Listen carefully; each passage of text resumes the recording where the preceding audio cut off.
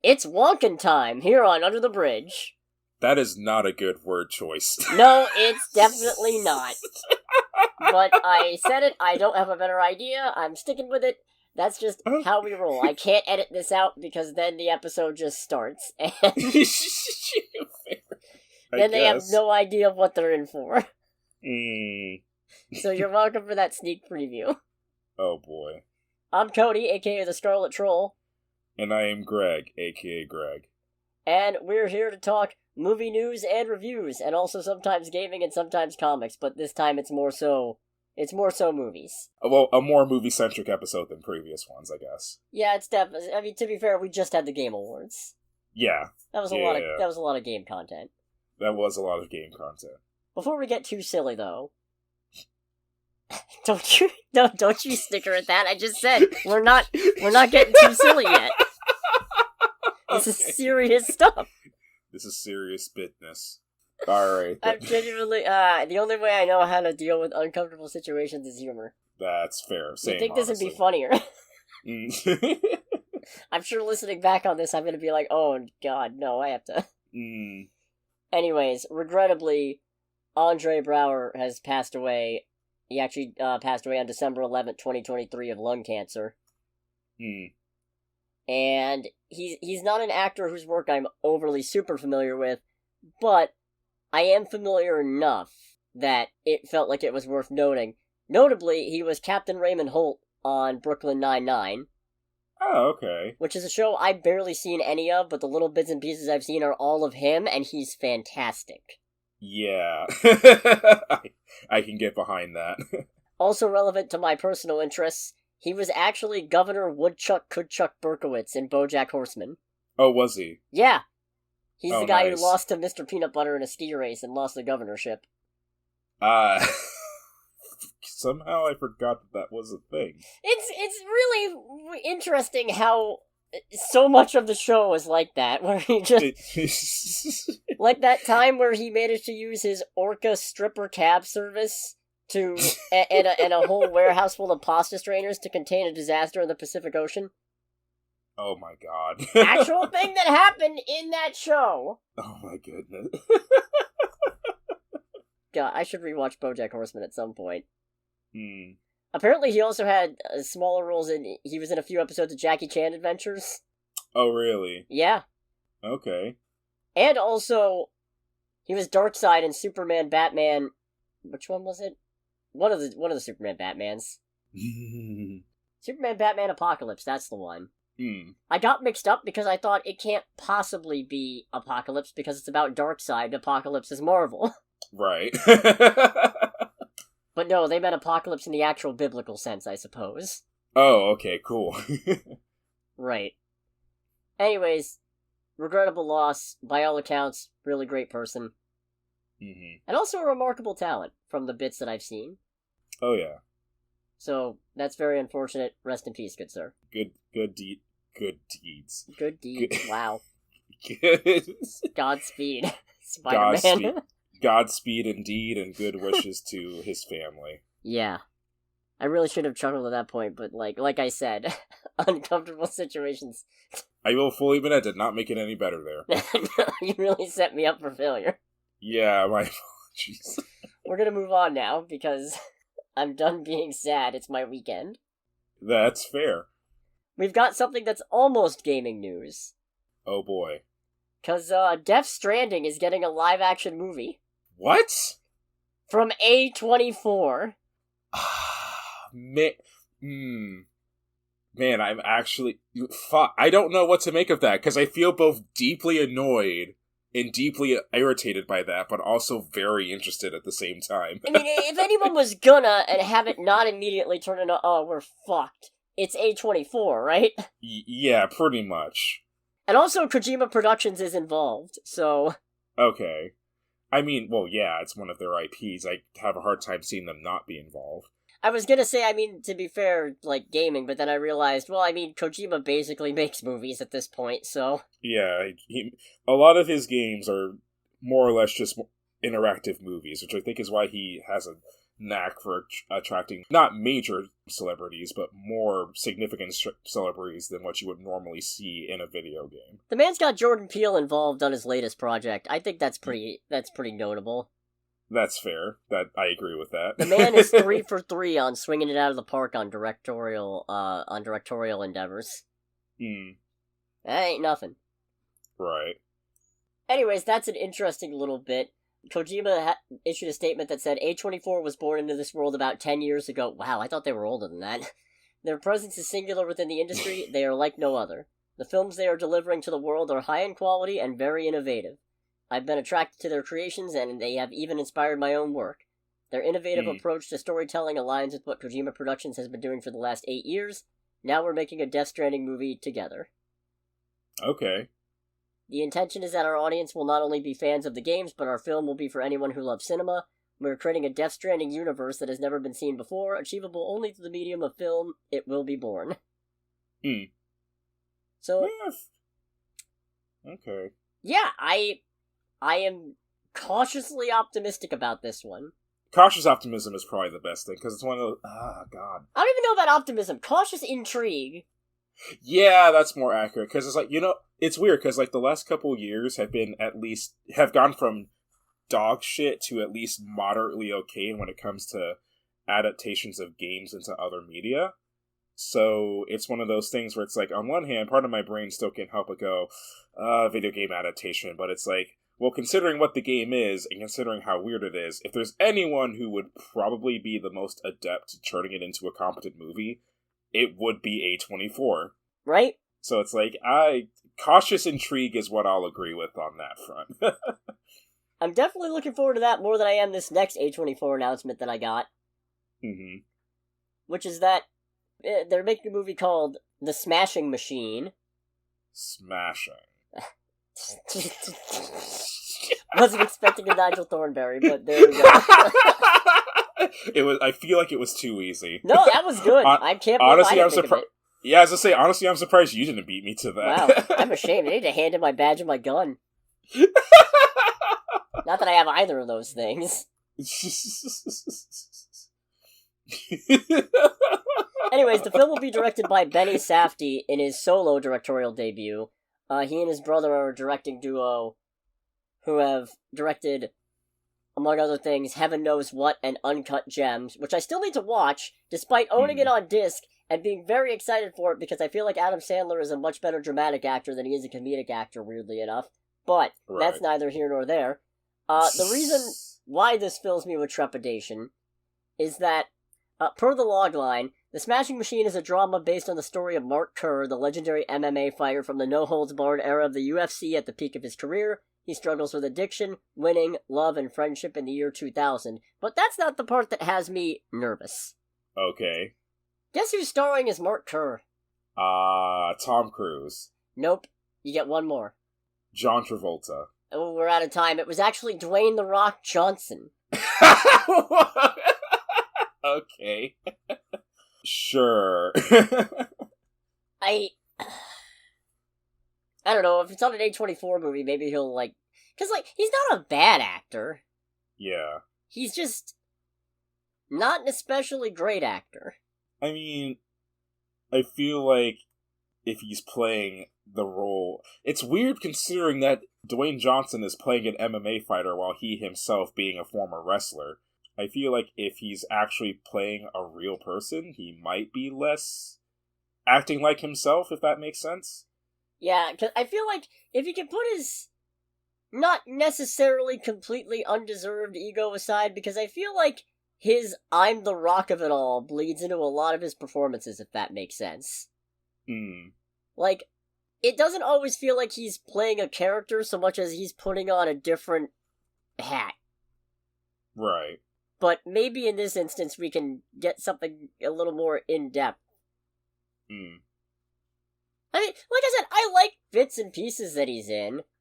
As much as I didn't like Black Adam, he's alright in Black Adam. Yeah, he is not terrible in Black Adam. He's good as Maui. He's very good as Maui. That was actually very fun to watch. He's pretty fun in Jungle Cruise. I actually never saw Jungle Cruise. Oh, we gotta fix that, I think. I think I like that one. I don't know, I've seen too many of these. And then, well, I've never been a big fan of him in the Fast and Furious movies. Him coming back in Fast 10 in the post-credits was the highlight of my day. Which, you know what? I don't know if that says something about the rest of the movie. I kind of feel like it does. A little bit. Anyways, I guess we'll have more on that as we get closer to release. Mm-hmm. Can't wait to see the trailer on this one. Oh, yeah. So, here's a little bit of Christmas cheer. Oh, boy.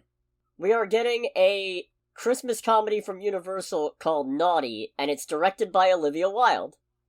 Okay. Which, since it's a comedy, I'm a little more optimistic about, because her other directorial endeavors have been Booksmart, which was phenomenal, Yes. and Don't Worry Darling, which was not. No. And I know 2 movies isn't really enough to establish a pattern, but it does leave me feeling a lot better about her comedy directing than it does drama directing.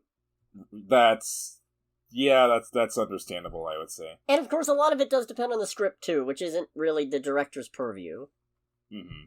But I can only go off of what I got, and what I got says I'm a little more enthused about this. Right. Because I mostly just put this here as an excuse to gush about Booksmart again, because I love that movie so much. That is... Booksmart is a great movie. It's so damn funny. Right. I had a really good time watching that. Also, it's being produced through the Lucky Chap banner by Margot Robbie, Tom Ackerley, and Josie McNamara.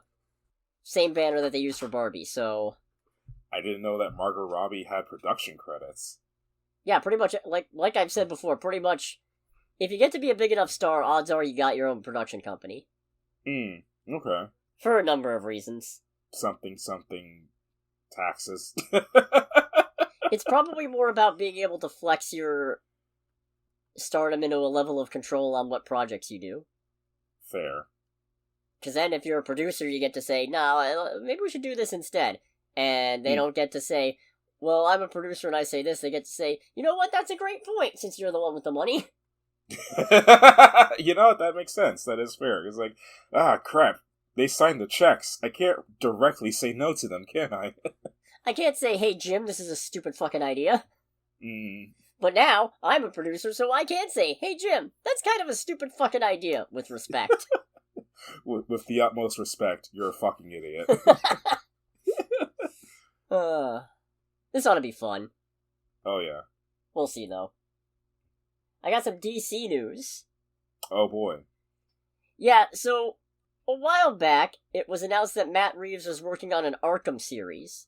Right. And it was assumed that this Arkham series was going to be set in the same universe as the Batman and the Penguin. Mm-hmm. However, according to James Gunn, Arkham is actually going to be a series in the broader DCU. So, wait, so does that mean related to the new set of movies that are coming out, or...? Yeah. Okay. You know what? Kind of cool with that, because I was expecting you to say that it was going to be in its own universe. Oh, again. I can't even imagine. Yeah, I was going to say, please tell me we're not going to do another universe for another project. Yeah, now we're going to have 4 Batman universes. We've got the Batman, we've got Joker, we've got the DCU, we've got Arkham. No. No, thank you. Yeah, I'm glad they did not go that route. 3 is too many as it is. Honestly, yeah. We got 1 DC movie coming out next year, and it's Joker Folie à Deux, and that's 1 too many. Wait, is that actually the title? Yeah. Ugh. Right? I don't like that. From the movie that basically stole Taxi Driver and the King of Comedy. Comes a pretentious French subtitle to make you think, wow, this is cinema. Comes a movie with a pretentious French subtitle starring a lead actor who played a pretentious Frenchman earlier this year. As DC tries desperately to say, please, Scorsese-senpai, notice me. I'm actually quite okay with this Arkham series being set in the DCU, because that means we could theoretically have an Arkham Asylum that is full of some of the wackier Batman villains who we probably wouldn't see in the Batman, and who might not get the time in the DCU proper. So, full stop, if this gets me Man-Bat, or Clayface, or Professor Pig, or just any of those wacky nut jobs, go for it. 100%. I'm on board. Do it. Is Polka Dot Man somewhere in that mix? Hey, I don't know if he's a Batman villain. Hold on a second. What does Wikipedia say? Primarily a minor enemy of Batman. Yep. Get us Polka Dot Man. Alright. I guess the problem there, though, is that either makes a Suicide Squad non-canon, which it doesn't sound like it may be, or we're not getting Dave Desmalkin, which is sad. Fair. Is the Condiment King a Batman villain? Oh yeah. Yeah, he is dead on a Batman villain. Okay. Live-action Kite Man? Hell yeah? Hell yeah. But no, Gunn said, "We love Matt as a director and producer, so he'll be producing stories both within the Batman universe and within the DCU. He actually said that the Arkham series was always planned to be set in the DCU and not part of Elseworlds. So that's interesting. I wonder if that's maybe why it got delayed and we didn't hear a lot about it, because presumably things stalled out with them taking over. Yeah, probably. Who knows how the timelines pan out? The Shadow knows, but I don't think he's actually DC. No. Now I have to check, though. Let's see, The Shadow... adapted for comics, yada yada yada, yada yada yada. Detective Story Magazine, Street and Smith. Okay, not DC. Oh, okay. Alright then. In other DC news, it's not looking too good for Jason Momoa as Aquaman. Oh, really? And that "it's not looking too good" is a direct quote from Jason Momoa. Oh, no. In an interview with ET Online, he was talking about, playing Aquaman in the future, and he said, "The truth of it is, I mean, if the audience loves it, then there's a possibility, but right now I'm like, it's not looking too good." Has there already been, a rejected box office for the movie or anything like that? Yeah? Oh, that's encouraging. 50 to 60 mil for the 4-day weekend. Against a... probably pretty big budget. Oh, boy. But, I mean, you never know. I don't think the first Aquaman opened particularly strong and just had stupid good legs. Right. But also, that movie made $1 billion and had shot $215 million! $15 million. Oh. So the movie probably has to break at least 4... Oh, this movie's fucked. This movie's probably fucked. But you never know. Yeah. You never know. Yeah. Stranger things have happened. Well, Stranger Things happened for 5 seasons. Thank you. You're welcome. I hope you're proud of that. Not really. Sure. I've seen 1 season and a half, I think. Anyways, hopefully we'll get him back as something else. I'm not a fan of his Aquaman, but I think there's potential there, especially after Fast 10. Oh yeah, no, Jason. I already liked Jason Momoa, but seeing him in Fast 10 very much sold me on his acting ability. What are we blowing up next, boys? The Vatican. Whew, alright, but you're going to hell. Just casually having a conversation while doing his nails with various corpses as if it's nothing. It's oh, he's good. He's good. I'm not saying I want Jason Momoa for the Joker, but I am saying he has opened my eyes to... I think I've said this before. He has opened my eyes to the possibility of, big burly man Joker. I could get behind a long, dreadlock Joker. Yeah. Hell, that was Kevin Michael Richardson in The Batman. The TV series, not the movie. But while it's not looking too good for Jason Momoa, it's looking even worse for Jonathan Majors. Oh boy. And I don't mean to make light of it, but that segue was just too perfect. That's fair. I apologize a little bit. Mostly insincerely. Right. Mostly insincerely. I give it, 55%. Just today, December 18th, the day of recording, a Manhattan jury found Jonathan Majors guilty of reckless assault in the 3rd degree and guilty of harassment. Oh boy. And per the Hollywood Reporter, he is out at Marvel Studios. Oh boy. Yeah. Which isn't the important part here, obviously. But it is the part that I'm equipped to talk about. Yeah, no, that's completely fair. Because, frankly, the justice system, like many other systems in our society, is kind of a goddamn joke. So, I don't know how strongly to take this, but, it is what it is. I mean, it's the thing of, given the conclusion, or at least the conclusion as it currently stands, I don't think any other response from Marvel would have been anticipated. Yeah. Or at least any other reasonable response. It still hasn't been announced what they're doing. In fact, this article from The Hollywood Reporter announcing that Marvel has dropped and doesn't even actually have a statement. It's so fresh. But it is being said that the movie, once called Kang Dynasty, is now being referred to internally as Avengers 5, which I hope that doesn't mean they're moving away from Kang. Yeah, it's like, you can still have... He's a shapeshifter. He's not a shapeshifter, he's just... His whole shtick is that there's a million of him. There's a literal infinite number, they don't all have to look like Jonathan Majors. And again, if you don't think one actor can capture... They can, there are plenty of actors who could. But even if you're hung up on the idea that you think no one actor could possibly capture the multifaceted intrigue of Kang, then get a bunch of them! Yeah. How fun would that be? Just have a bunch of fucking different actors playing Kang so that as we build up to the Kang Dynasty, you never actually know who it is. Is this the part where we have fun speculating about who could play Kang, no matter how absolutely ridiculous and unrealistic it is? Because my brain initially went to Jason Statham. See...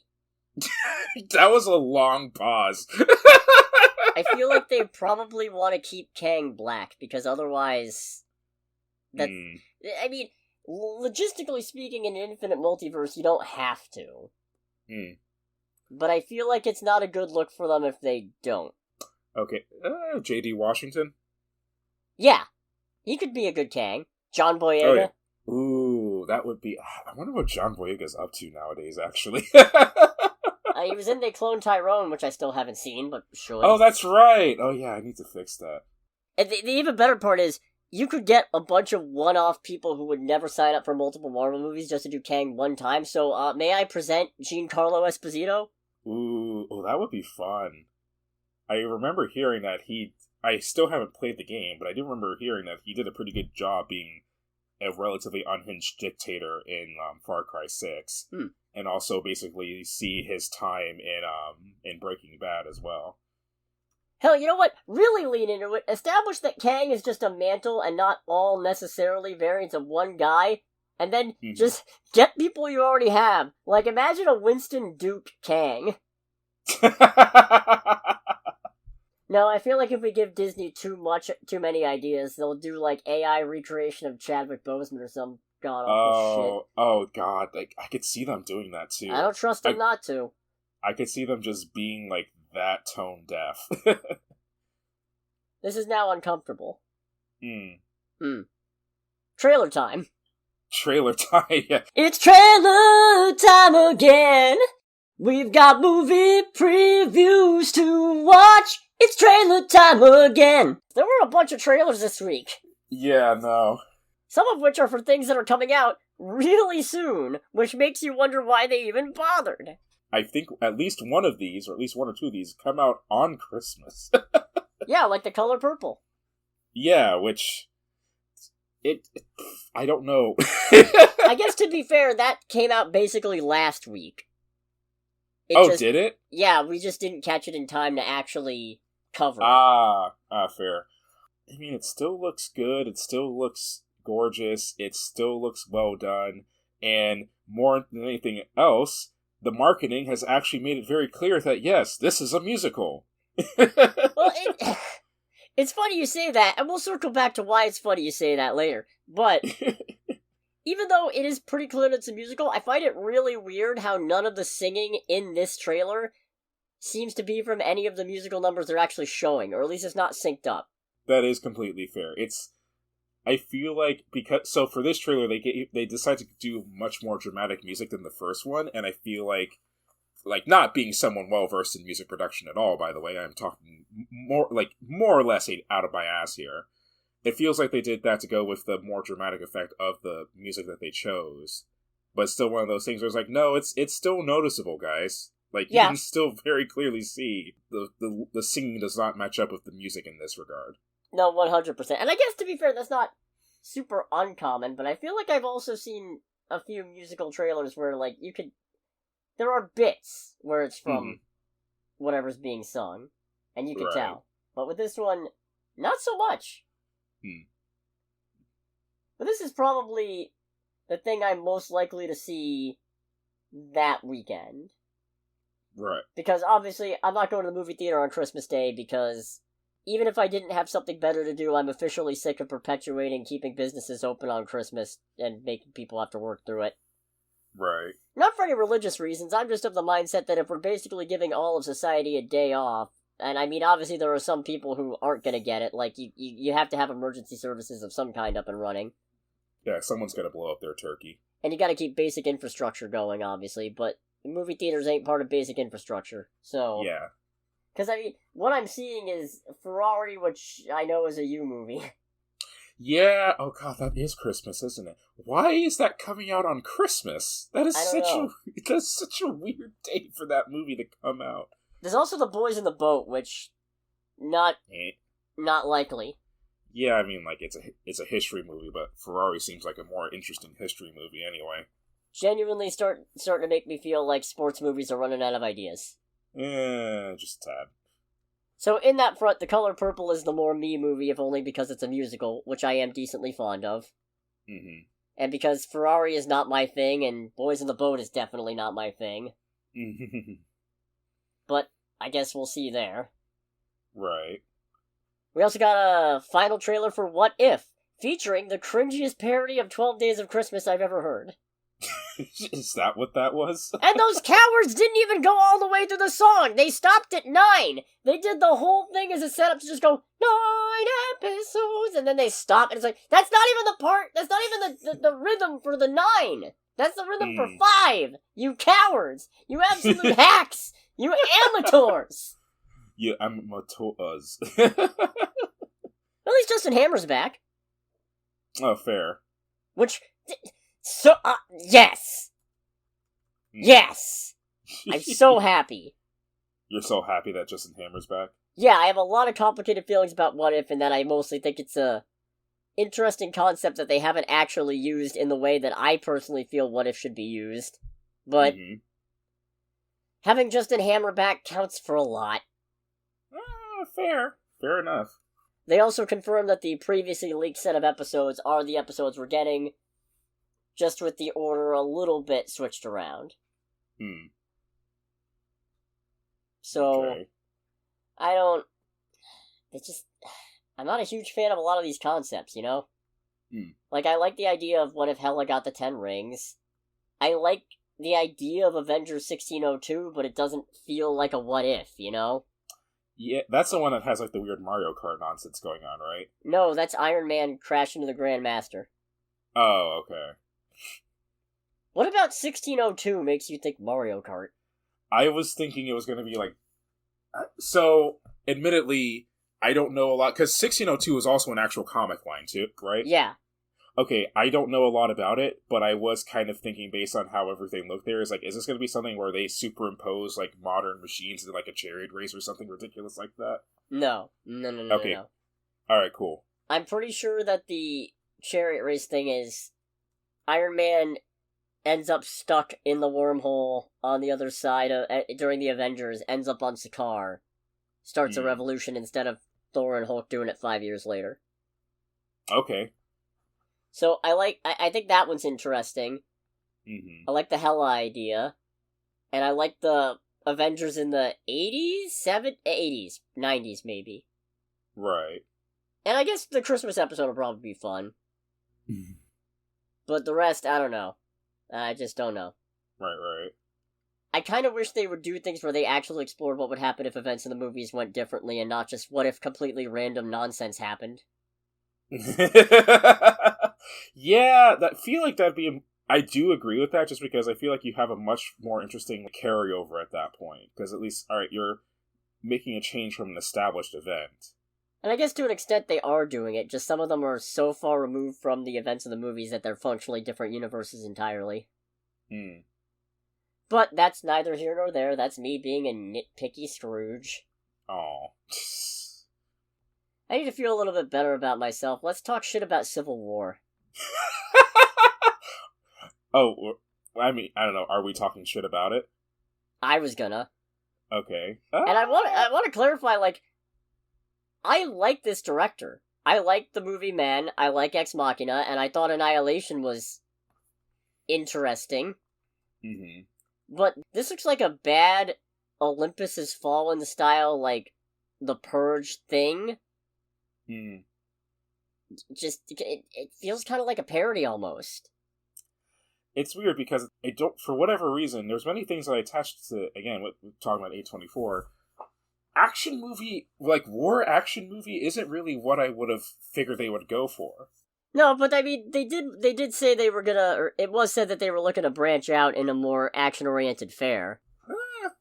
Because unfortunately, independent artsy projects don't always pay the bills, and the more misses you have, the more expensive the bills get.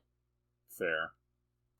And I'm not opposed to high-concept action movies, this doesn't feel like it. This feels like the most shallow slapping us in the face of, hey, look, here's where America's headed. It's like, yeah, we know, we live here. Alright? I get it.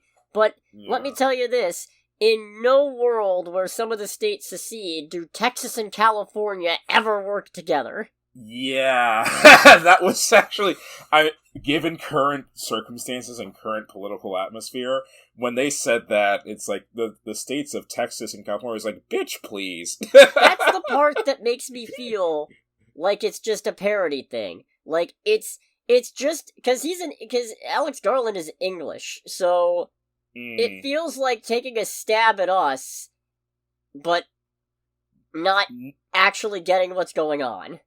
Yeah. It's amazing that a trailer for an otherwise, for me at least, interesting movie made by a production company that I do like just somehow managed to kill my suspension of disbelief in, like, the first 10 seconds. And it's so on the nose with stuff like, the Western Alliance will reach the White House on July 4th. God bless America. Wink, wink, wink. Yeah. We know the situation's fucked, alright? We know. I don't need to be fucking reminded, thank you. I live here. As much as I hate to say it, this movie is one that does intrigue me, but I think it intrigues me. It intrigues me in the same sense that Episode 9 of Star Wars did, where it's just like, how shitty could this be? Because it's one of those things where I look at this and I'm like, there is a potential high concept thing that can be achieved here if they do the right thing.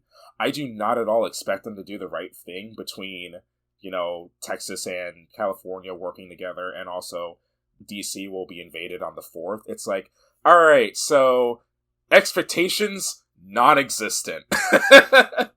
So how good of a time can we have acknowledging that we have zero expectations for this movie? Fair. I think this is the first A24 thing I've seen a trailer for where I'm not only, like, not interested, I'm kind of actively turned off by it. It's a little odd, isn't it? Can't win them all. Yeah, true. Can't win them all. This one we got in front of Wonka. We got the trailer for Kung Fu Panda 4. Yeah, which I don't feel like there needs to be a fourth one of these. No, and I to be fair, I felt the same way about 3. I probably felt the same way about 2. I feel like what's unfortunate is that I don't remember. I know I've seen all of them, but I don't remember how, especially like how the movies end. But I felt like with the third one, it's like, all right, that's enough, because it's been a while since the third one, right? Like it's been 3 it's was been a few years. 8 night Kung Fu Panda 3, 2016. I thought so. That can't be right. That's fuck. Yeah, it's like when I saw that, I was just like, wait, wasn't the last one like 8 years ago? Oh, Jesus Christ. Yeah, so it's like, where have I been? Well, that was the thing too that made me go, it's like, wait, so why are we doing another one of these? It definitely does feel like 3 had a more definitive ending too, and this, I don't know, Kung Fu Panda's never had the most flattering trailers. No, it is not. Like, they really undersell the artistry that goes into it and the emotion, because those movies are actually pretty poignant at points. And of course, artistically, they're fucking beautiful. Right. So, I don't know, it could just be they're hiding all the good shit. Hopefully. Some concerns that I have. Where are the Furious Five? Where's Grandmaster Flash? Who? Grandmaster Flash in the Furious Five. I don't get it. Reference to a hip hop group. Oh, I see. I'm sorry I ruined it. Yeah, no, I'm just old. It's like, it's like, I ruined the joke. It's like, no, I'm just old. Or at the very least, I just proved that, once again, I am a 50-year-old man masquerading in a 30-year-old's body, because it's like, oh, you know what the kids really be into? A hip-hop group from the late 80s. Oh. Well, this saved the joke quite well. It's like, how do you do, fellow kids? The main point that got me is, the one thing in the trailer that I really liked was the little bunnies. Oh, right. Violence makes our tummies tingle. So, you know what's bad is that that's funny, but I feel like they're kind of going after, I forget the name of it, but the little blue creature in the Mario movie. Where... Oh, the Luma, yeah. Yeah, where it's like, there is no escape. The only thing to look forward to is the sweet embrace of death. It's like, damn, that's dark for this kid's movie, alright. I can also kind of already see where this is gonna go. Because apparently this movie's about Poe becoming a spiritual leader and finding a new dragon warrior, and it's gonna be Awkwafina's character. I know it. Oh, probably. More than likely. And I don't necessarily have a problem with that. I've seen a lot of people calling the same thing and complaining about it, because it's like, it should go to Tigers. It's 100%, like, Tigers has been training for this her whole life, and it's like, y'all dumb motherfuckers watched Kung Fu Panda 1, right? Because it should have been Tigers then, but it ended up being Poe. The whole point is it's not who you'd expect, and training your whole life for something doesn't automatically mean you're the best pick for it. Yeah. Like, I'm not the most media literate person out there, But holy shit, guys! There's media illiterate, and then there's not understanding the whole point of the first movie, so you can complain about Awkwafina some more. Are people just complaining about Awkwafina? Yeah. Unfortunate. I'm not the biggest fan, but she's good at some things. Like Renfield. Oh, she's great. Pulls a gun on him. Pull a gun out after making President Dracula. And once again, a scene where I'm just like, yep, that's us. That is either me or you would be in that situation. On either side of it. Because one of us would make the joke and one of us would pull the gun. Yep. Only if the other one was immortal, though. Fair. So this looks alright, but I'm really thinking, I'm hoping, honestly, that it's going to be better in the theater when we actually see it in full, because Kung Fu Panda just doesn't tend to have very flattering trailers, I don't think. Fair. Oh, we got a trailer for Beverly Hills Cop, Axel F, which I almost didn't include because Netflix, but I like the first Beverly Hills Cop and haven't seen any others. Yeah, same, honestly. It's like, oh. Honestly, my reaction was, I was like, wait, they're still making these? Oh, okay. Eddie Murphy's still getting work. Good for him. Now, maybe it's because I haven't seen any of the other ones. I don't know how the rest of the Beverly Hills cop movies go. But it feels like they're trying to actionify this up, because there were not a lot of jokes in there, but there were a lot of guns, punches, and explosions. Yes, there were. And it's kind of disappointing. I mean, the point when he sticks the banana in the guy's tailpipe in the first Beverly Hills Cop is really good. Yeah. Or drags him to the strip club. Not because, like, he insists that they come with him, and they say, well, I'm going, so you guys have to follow me, so. I realized that it felt like there was all this action and all that. It's like, wait, shit, we have to keep a thing so that the people remember that it's funny. And it's like, and that's the whole thing where they're talking about how many people Eddie Murphy's character has pissed off in the car. I'd say 50-50. That high? You know, it's like, oh, yeah. So far. Huh. And once you take out a lot of the Eddie Murphy zing, it just kind of feels generic. A little bit, yeah. Honestly, it kind of feels like a lesser Bad Boys spinoff, the way it's presented. God almighty. So, I couldn't help but look up a little bit more into this. Yeah? This movie was announced in, 2016, I guess. Oh. And and also just because it's something I personally find interesting, it will be 40 years between this movie and the first one. Jesus. Yeah, so it's like, alright, so I see potentially a little bit of development hell going on here. This is gonna be great. Yeah, I bet. I bet. We got, presumably, a last trailer for Echo that was very brief. It was very brief, and I enjoyed it because it gave me 2004 Punisher vibes. Alright. Yeah, like, mostly with the voiceover and all that. I don't know, what do you think about the claim of it being Marvel's most intense series? I've heard that before. Yeah, that was my first thought. Like, honestly, when they said that, I just, it's like, I raised an eyebrow, and I don't know the name of the meme, but it's the meme where, like, there's a black dude, like, looking at a TV, and he just kind of moves his eyes and eyebrows around and just goes, okay. I don't know what that meme is either. Yeah. But I've heard that before, and don't get me wrong, it's not that they haven't delivered, it's just they never delivered to the degree I'm expecting. Yeah, no, like... Because they were talking some mad shit about Moon Knight, and Moon Knight was okay, but I feel like they kind of skipped away from all the actually intense, he beats the shit out of people parts. And I get that it's an intentional choice, and I think it was actually intriguing, but it also kind of detracts from your this is our darkest, edgiest, most punchiest series yet, when you skip around all the punchies. No, it's like, no, we know that it's the Marvel's most intense series, because right after they say that, they cut to a shot of Kingpin's bloody fist, which we totally haven't seen before. Yeah. They probably don't want to give too much away, since there's only 5 episodes, and they're all dropping at once. True. Which, that's a strategy. This is another one that's dropping, like, on or near Christmas, right? January 9th, I think? Oh, okay, never mind then. No, it's the 9th. It's 5 episodes on the 9th, not 9 episodes on the 5th. Oh, okay. I think. I could be all off. I just know it's 5 episodes. Yeah, it's definitely 5 episodes. Which, hey, keep it tight, that's what I say. No, that, phrasing.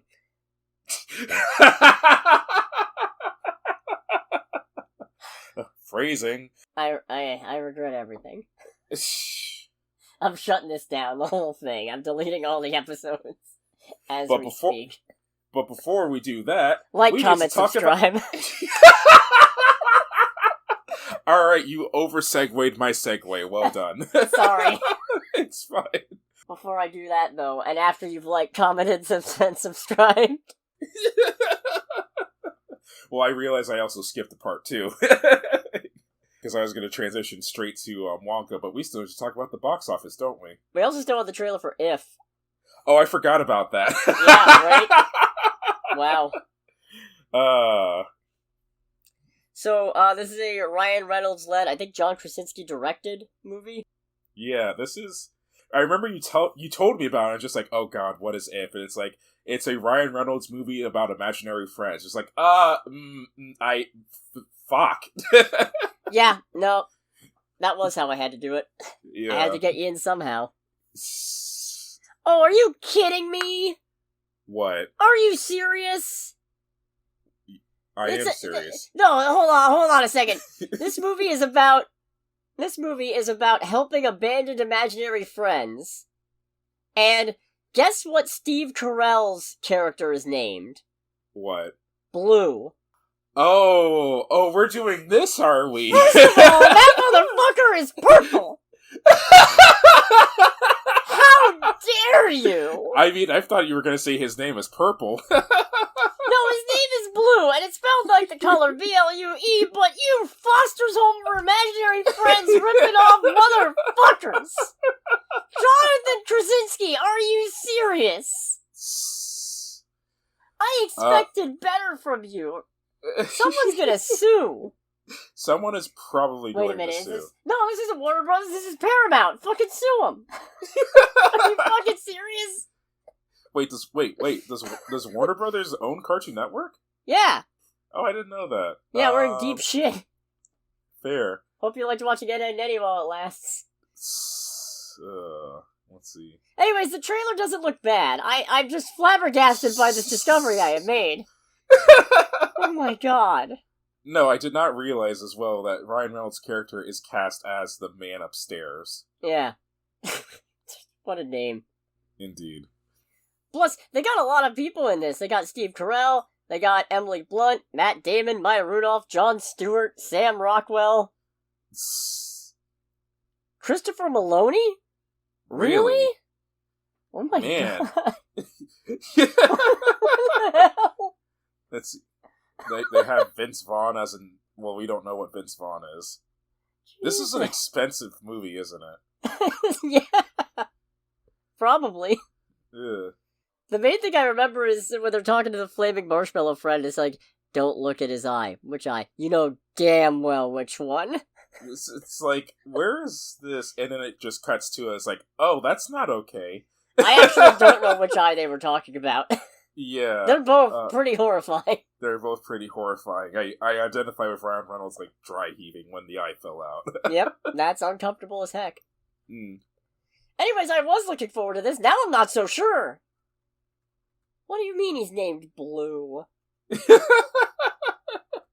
An abandoned imaginary friend. Oh my god. That might be the short. I don't usually like to call it in advance, but... That might be it. I mean, that's understandable. Let's go to box office. I can't take much more of this.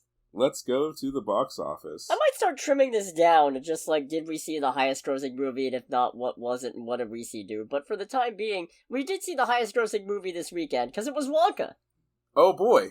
Yeah, which I barely said anything about. $39 million domestic weekend and total for $152.2 million worldwide, against a $125 million budget. Okay, so that's a good start. That is a pretty good start, all things considered. If it actually, if it doesn't immediately drop off a cliff, which it could very well, considering the vast number of things coming out in the next, week. I could see this being a movie that does really well, particularly on Christmas, since it's more of a kids' movie. Yeah, so there is Migration coming out, though. Oh, true. Yeah, I guess we'll see. Mm. Second place, Hunger Games. I'm sick of making jokes about the subtitle. $5.8 million domestic weekend, $145.2 million domestic total, $289.6 million worldwide. What is the line? May the odds be ever in your favor or something? Is that a Hunger Games line? I haven't seen any of them. I haven't seen any of them either. I need to fix that at some point. I don't know if I want to. It's probably not made by the Hunger Games, but I feel like they popularized it. Probably. I don't know. Anyways, third place. It's The Boy and the Heron. Okay. $5.5 million domestic weekend, $23.4 million domestic total, and $110.2 million worldwide.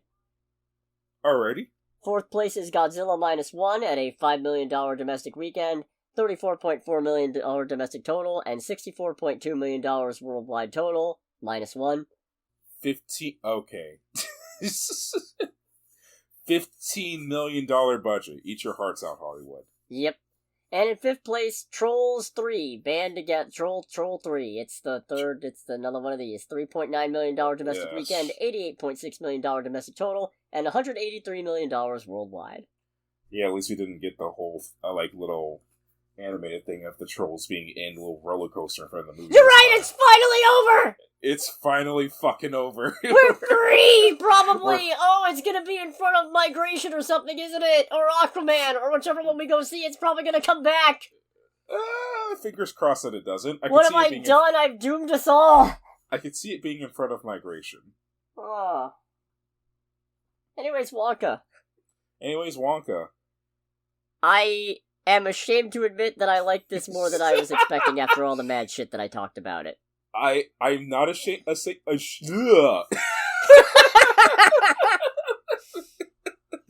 It was a what, good did somebody time. say pour in front of you? Who said that? I like this movie. Yeah, I liked it too. I don't love it. I definitely... It's still got the problem I thought it was gonna have, which is that it feels like it's missing that edge. Yeah, and we do kind of mean like edgy in terms of edge, by the way. It's a little too whimsical, you know? Mm-hmm. And I mean, to be fair, maybe that is more true to the book. I've never actually read the book. Mm-hmm. But I have seen both of the Chocolate Factory movies. And it's not necessarily a prequel to either of them, one would suppose. At least not directly. Yeah, it's not a direct connection to either of them, right? I'd assume not. Mm. Because, well, but it's probably a spoiler to say why I assume not. But I still think it's a fair metric to say, like, these are... okay. Gene Wilder is an influential take on Willy Wonka, and I feel like a comparison to that as kind of the gold ticket standard adaptation is... Thank you. I'm glad you got it. I'm even gladder you commented. But if you caught the joke, make sure to comment. But okay. Hit the bell. Right. Unless you're not listening to this on YouTube. But anyways, it's missing that it's missing that like cynicism. Mm-hmm. That it was because I feel like the original Willy Wonka and the Chocolate Factory, it was kind of absurd, but it was sort of satirically tongue-in-cheek about it. Right. And yeah, the rest of the world was kind of insane, but you felt like Wonka was a completely sort of office rocker person in an only slightly office rocker world. Here, Wonka's not really that much more ridiculous than... like, they try to frame him as super ridiculous compared to everything else, but it seems like every other character, even remotely adjacent to the candy business, is like this. Yes. Well, not like him, but they're similarly exaggerated and weird and... off their rocker. Yeah, just in a more down-to-earth sense, slightly. Yeah. I guess maybe that's not that different. It feels too big and exaggerated and crazy. I feel like what it was is, like, given the characterization of especially the antagonist, it's the thing of, like, they're off their rocker, but still relatively palpable. Because it's a thing of, like, with some of the actions that they take in the movie, it's like, I can see the connections being made here. Yeah. Also, getting to your point about musicals that are advertised as musicals, I didn't know this was a fucking musical! Yeah, this is the movie. So we've talked about pretty much, I feel like, since the inception of this podcast, about how these marketing teams aren't really good at doing their trailers and stuff like that. With this movie, I've determined these people do not know how to market their trailers, because there was no clue that this was a musical of any kind. And I'm sure someone who's listening is going to point to, oh, but what about the dancing scene in the first movie? It's like, no, that very clearly could have just been a dream sequence and left at that. And Wonka just dances. Yeah, like he's an agile. He did the forward roll at the start of the first movie. Yeah, and it's a thing of, like, Willy Wonka. It's not like this is some off the wall character.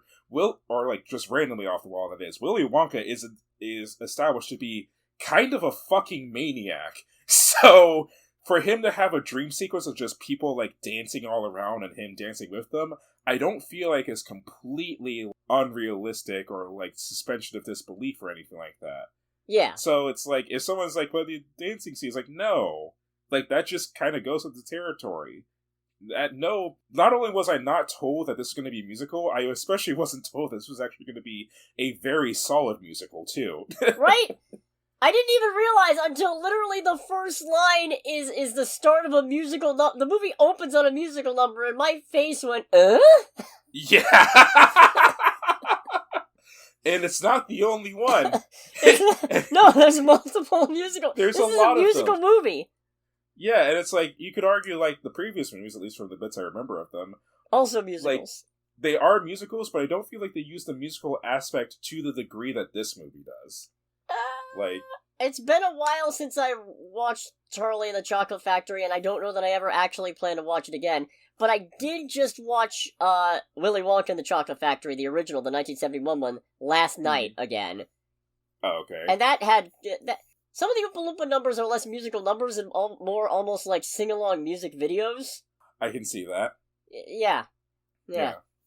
But yeah, no, this is the thing that made me go, is like, these people do not know how to, like, legitimately, these people do not know how to market their movies anymore. It is completely asinine. And maybe it's because I feel like musicals, like, don't tend to perform that well, so that's probably why they've been downplaying those aspects in the movies they've got that are musicals.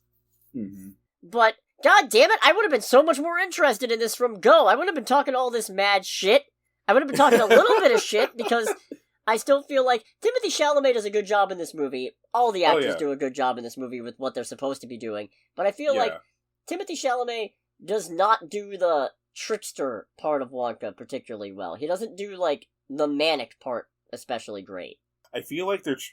No, that kind of gives away a little bit. I will abstain from that. His best parts, I feel like, are when he's being genuinely emotional, which is fine and it's good, but that's not what I associate with Wonka. Yeah.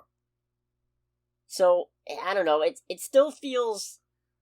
This is a good movie, it just doesn't feel like Wonka to me, you know? I feel like that's not helped by... So we were talking a little bit about the movie missing some of its edge. I hope this doesn't spoil anything, but it's one of those things where I feel like they try to be edgy in certain areas, but it doesn't hit the same way as the first movie did. Largely because there's a couple instances of edginess where it's just less edgy and more, holy shit, this escalated quickly. Yeah. And I think it's one of those ones where, because it feels like not the whole world, but a bigger chunk of the world than in previous installments is more on Wonka's wavelength. Mm-hmm. That it all kind of, like, blends together. Yeah. And I also feel like you lose some of the... Ironically enough, given the explanation we get, but in explaining his backstory, you lose a lot of the magic.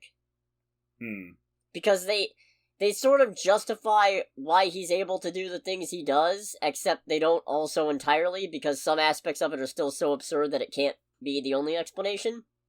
Right. But it also is like, oh, that I don't need to know, you know? Yeah. Yeah. I ain't need an explanation. Willy Wonka's one of those guys where if you try to explain why he's the way he is, you're just gonna dumb it down. True, yeah. Funny movie, though. Oh, yeah, this movie's ridiculous.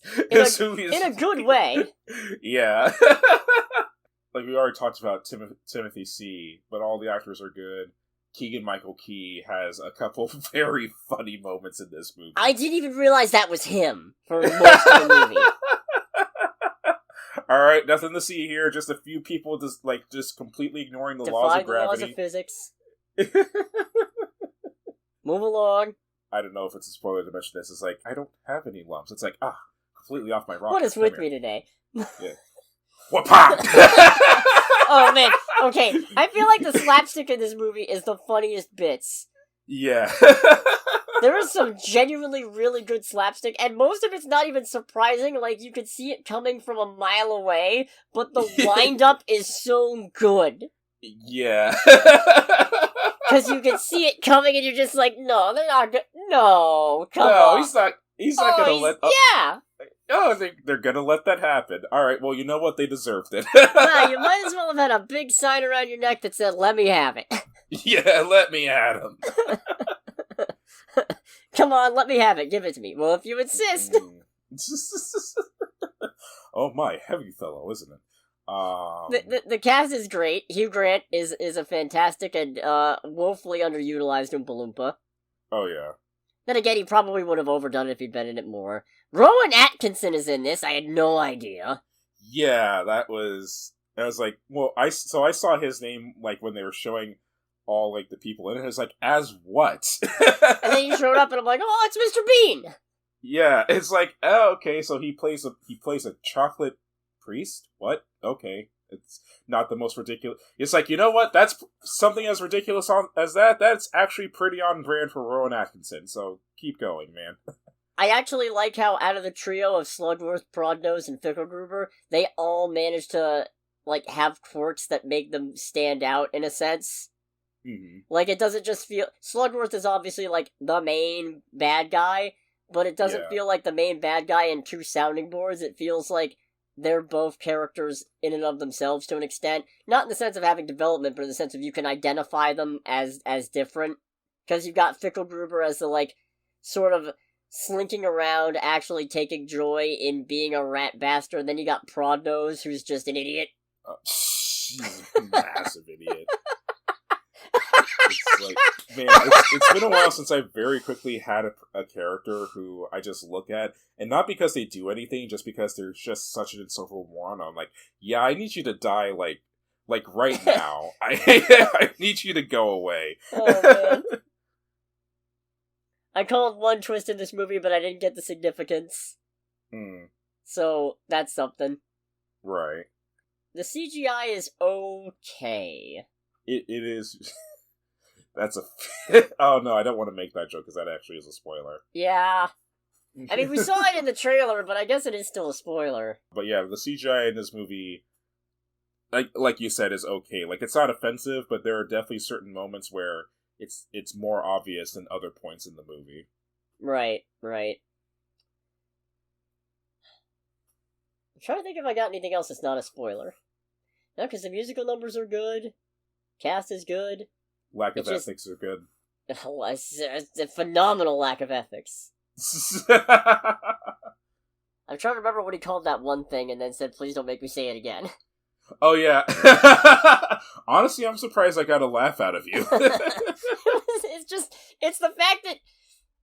I guess it's not really a spoiler, it's just a minor joke. He comes up with an invention and says the name, and it's a massive tongue twister, and right after he names it, he's just like, let me see if I can find the name of it real quick. If I can't find it, like, presenting Willy Wonka's Wild and Wonderful Wishy-Washy Wonka Walker. Please don't make me say that again. And he just carries on after that. It's just like... You know what? I like that bit just because I feel like I identified with that. It's like, oh, I understand. It's like, I understand just being like, no, please, I actually just want to do this once and never have to touch this again. Don't make me do this again. I barely did this one time. I can't. Yeah, it's like, oh man, I identify with that very much so. There's one element to Wonka's character that I don't fully understand why they put it in. But I guess it's a spoiler. So is that our segue to spoilers then? Yeah, overall, I'd say this is worth a watch. This is absolutely worth a watch. This is probably even though I don't want to encourage people to go to keep things open on Christmas, if you absolutely must see a family movie on Christmas. Or around. Around is better. Around is much better. I would probably be more inclined to see this than Migration. I mean, it's hard to say considering we've seen this one and haven't seen Migration, but... That's fair. We'll see. I think this is definitely worth a watch. It's definitely not making my top 10, mostly just because it feels like it's missing that essential... I hate to keep reiterating Edge, but that really is what it feels like is missing. It's missing that sense of, like... It's missing that sense of, oh, if I'm not careful, I'll cut myself. It needs some...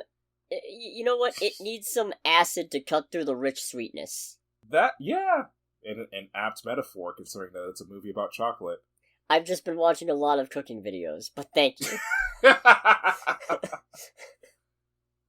Maybe a little bit of sour. There's just not enough sour in it. So, and a little bit of sour to go with the sweet.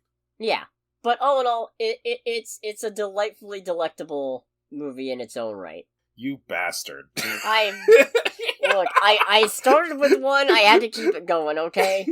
That's fair. Is this the worst joke I've made all year? Let me know in the comments. In any case, if you don't want to be spoiled on Wonka, make sure to click away in 3, 2, 1. So, the explanation for why Wonka is the way he is apparently he wanted to be a magician as a kid. So a lot of the stuff he does is sleight of hand and misdirection and having wacky props and what have you, like the hat that's got whatever in it. But some of the shit he does goes way past just being a stage magician, so it feels almost like an unnecessary addition anyway, in addition to just tamping down the magic. What his hat is the thing that I was like, oh, okay, so there's actually magic in this world. Like, I mean, I feel like there has to be between the Oompa Loompas and the Fantastic Creations. Man, that's actually something that I completely forgot to talk about with this, is that the movie does a good job of, like, because it took me a while to kind of, like, really come to grips with it. I feel like with the two previous movies, Granted, I don't remember a lot. I definitely don't remember a lot of Charlie and the Chocolate Factory, and it's been a long time since I've seen Willy Wonka and the Chocolate Factory. But I feel like the movies were a lot more in your face as far as there being magic in them. With this one, it did feel a little bit more subtle leading up to, okay, now we fully established that yes, there is magic in this. I don't know, I feel like Willy Wonka was a little more subtle about it, because a lot of his stuff was chalked up to new technology, like the TV Wonka Vision, that kind of thing. But in this one, you just deadass got Yeti sweat as an ingredient. Fair. To go with caramel salted with the tears of a Russian clown. It's like, that is an extremely specific ingredient. His name is Sergey. I don't think he was ever named, I just made that up. It's canon now. How do you get his tears? It's like, oh, you just asked him about his time in the White Army. Well, it's Wonkin.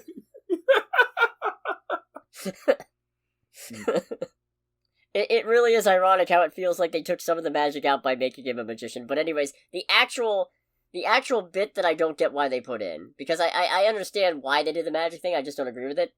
Mm-hmm. The illiteracy plot feels unnecessary. So, when that was introduced, it's like, you know what?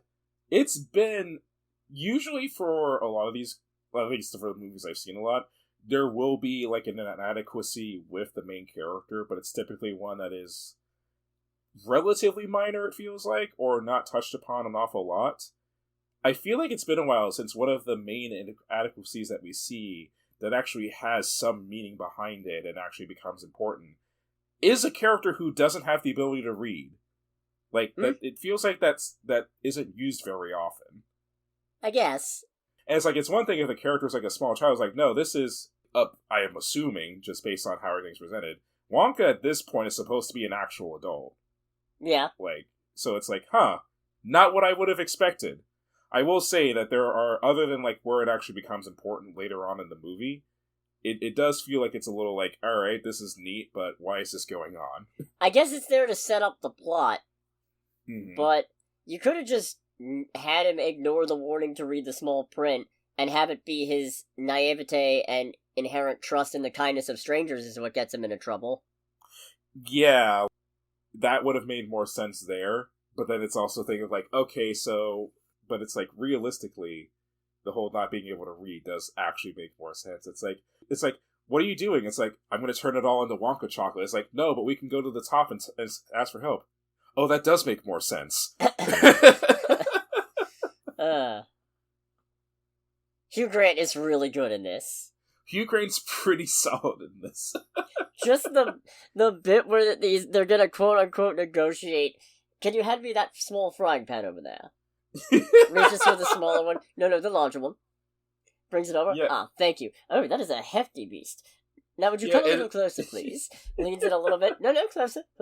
And I'm just, the whole time, I'm just like, they're not fucking gonna. Winds up and beats him with a frying pan. It's just like... Yeah, it's like, I'm personally going, it's like, he's not gonna fall for this again, because this was also, 10-15 minutes after getting hit on the head by Keegan-Michael Key. Yeah, I don't have a bark on the head.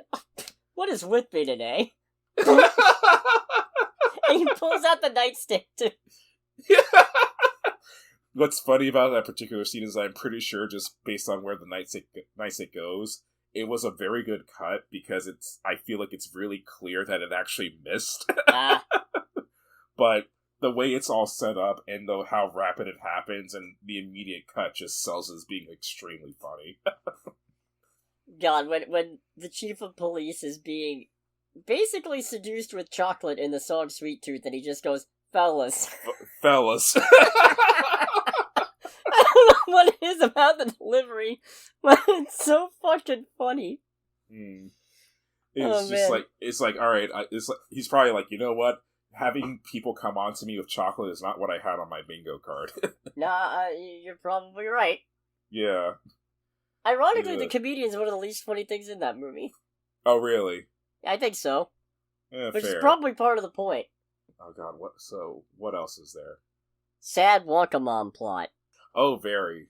Because the whole shtick is, he feels like his mom made the best chocolate in the world, and she always said there was a secret she was going to tell him when he was older, and then she got sick and died. and he's been holding on to the last bar she ever made. Which is amazing. Yeah. Like, that's at least 10-year-old bar of chocolate at minimum. Probably. I mean, chocolate takes a while to go, doesn't it? Yeah, fair. I guess if you did it right, it'd probably keep. True. I don't know. I'm not a chef, despite all the metaphors. But that happens, and apparently part of why he's chasing the dream of opening a shop and sharing chocolate with the world is because she promised that she'd be there with him in that moment, and he took it literally. Right. Which is... Yeah, okay, that's a decently Wonka thing that I would expect. I'll give it that. Right. Turns out his companion Noodle is actually heir to Slugworth chocolates or something, because the N on her necklace that she got her name from is actually a Z.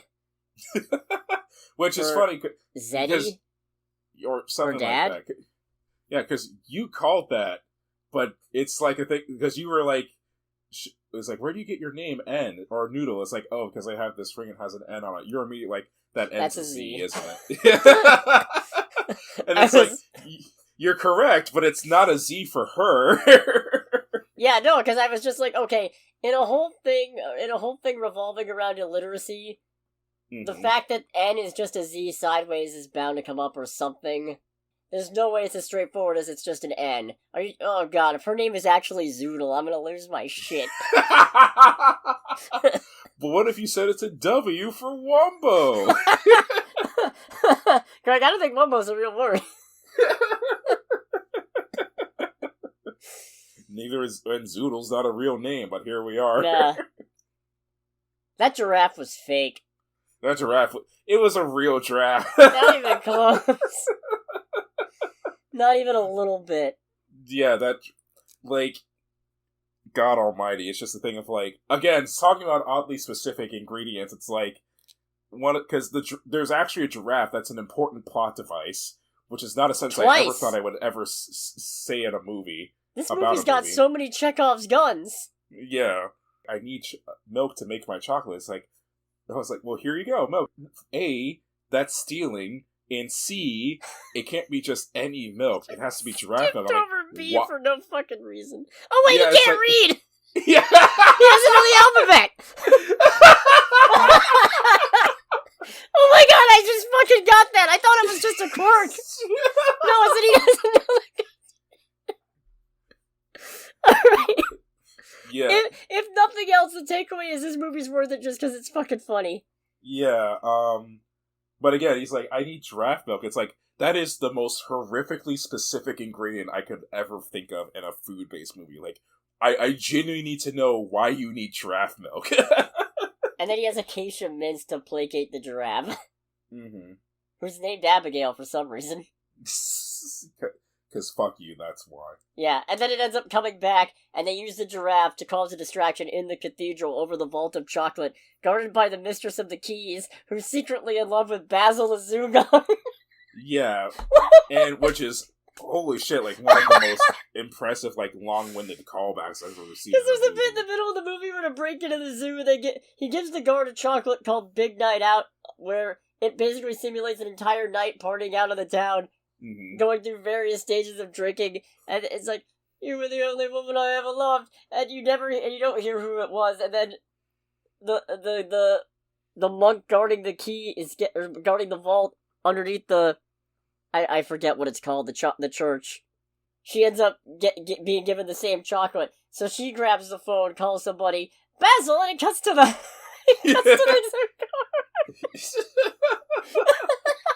And it's one of those things where it's like, this is really funny, but it's also, like, oddly sweet at the same time. It's really good. Yeah. This movie's also really good at callbacks and doing the comedy comes in threes repeats, like the bit with Prondos where they're like, it'd be a shame if you had a little accident, and Prondos keeps going, in which you die.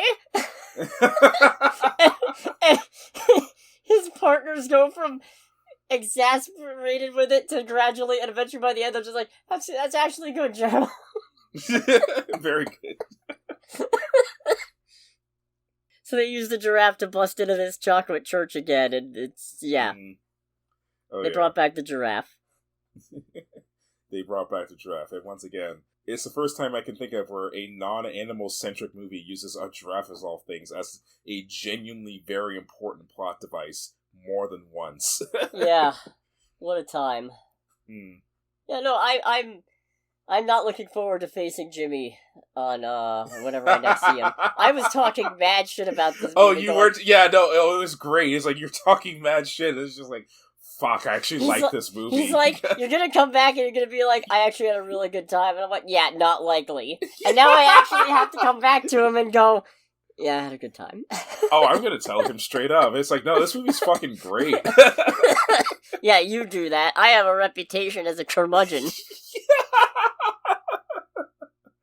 I have a stalwart, sterling notoriety for being difficult. Wait a minute, no, I'm looking back at this whole year and I've actually, oh god.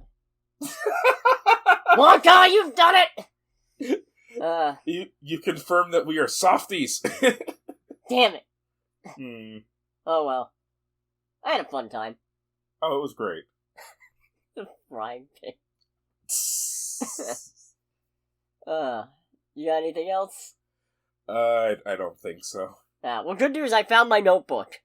Oh, good. Yeah, I couldn't find it in time for Wonka, so I didn't take notes, which made me very sad, but I found it again. It was buried somewhere stupid. Oh, fun. Yeah. Anyways, yeah, so Wonka's definitely worth checking out. Oh, 100%. It's a little too saccharine, maybe, but it's that same sincerity also really helps it, and also, it's just really funny. Yeah. Next week, so, get this dirty trick, right? In the coming soon section, Regal is showing me Aquaman 2, Migration, and the Iron Claw. And yet, it's not showing me showtimes for Anyone But You, so I thought, oh, maybe they dropped the movie. But when I searched for Anyone But You showtimes, Regal has showtimes listed, but not in the Regal app. Wait, what? Yeah, I'm feeling a little cheated right now. I feel a bit Speckledorf. Yeah, that too. I've been duped, bamboozled,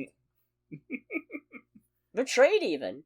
God, we have less than a month until Mean Girls. Oh Christ, we do. Ugh. Yeah. So anyways, is it bad that I almost really would rather see Anyone But You than Aquaman? I would understand if it wasn't so fucking trashy. Because that's what looks like it's fun. And the worst part is, this is the one weekend where I don't really have time to watch two of them because we probably need to record Saturday night. Oh, true, yeah. In fact, we probably need to watch the movie, whatever we watch, and then record. Oh, that's gonna suck. Yeah, but we're low on time because the Friday night is Friendsmas and Sunday night is Christmas Eve. Right, yeah. So, whatever we do, thanks so much for listening, everybody. I'm gonna skip the plug because I already did it a couple times. And right. We're also on Spotify, Google Podcasts, and Amazon Music, too. Right. There, a new part of the plug. In any case, this has been Under the Bridge with Cody, aka the Scarlet Troll. And with Greg, aka Greg. And we'll catch you guys next week. Goodbye, everybody. Bye!